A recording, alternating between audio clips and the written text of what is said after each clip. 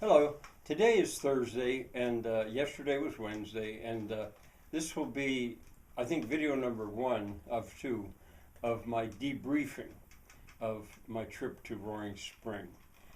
Yesterday's trip to Roaring Spring.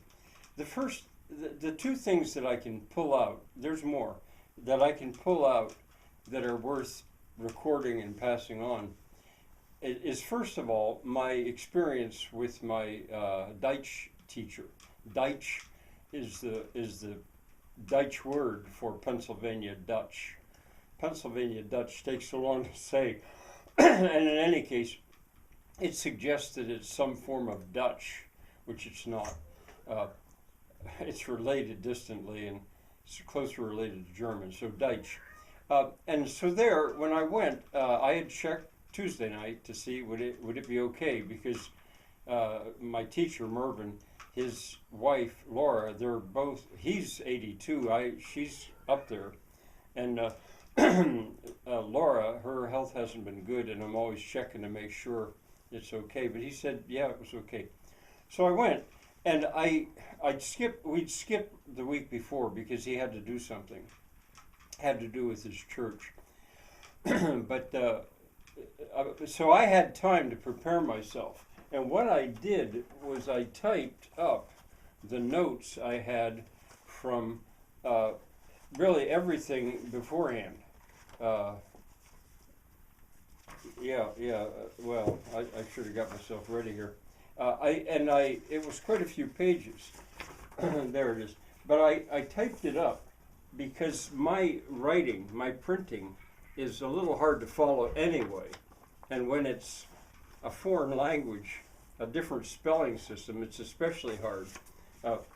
But I made two copies of it, and I thought, well, I'll get that problem, if not solved, on its way. And I double spaced it so I could make corrections, and it's a good thing I did because, boy, I had a lot to correct. I just read through what I had.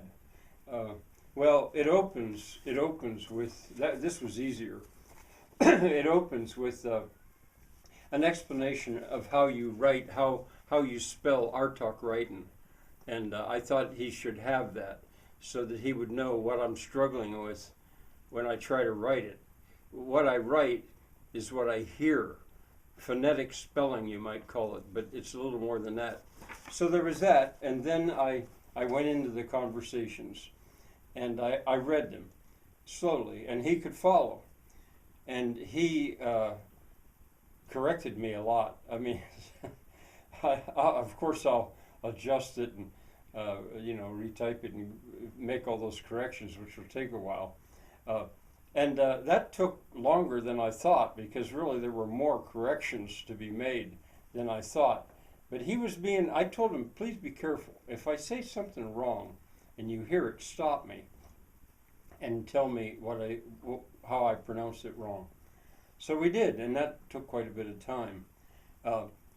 Only at the end, the last 15 minutes or so, could we continue with the little story that we're telling. And we didn't get very far. And then somebody came, and it rained in the middle of this, and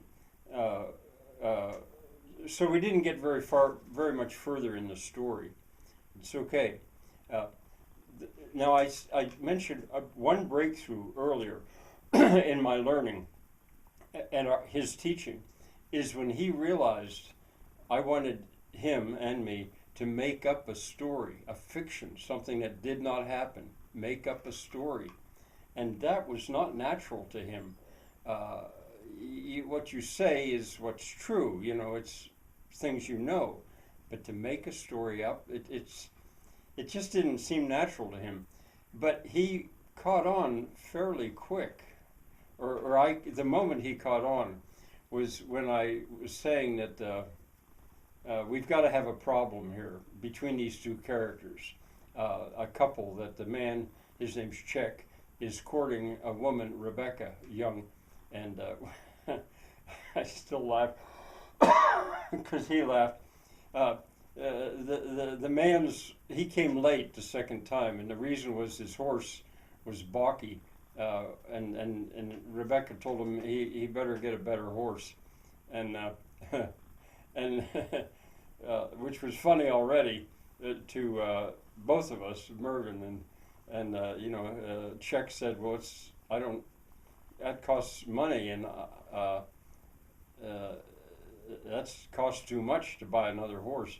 And then Rebecca told him, "Well, if you're too poor to buy another horse, maybe you hadn't better come back to visit me." That's what made him laugh, and me too. That was the first breakthrough. Now he borrowed money from his uncle and was able to come another time. Well, the next breakthrough, the one yesterday, was as he was correcting me. This kind of caught me by surprise. He was learning to write Duych. There's not really any official way to write Duych. You spell sort of like you spell like German when you can, or better yet, you just write in English.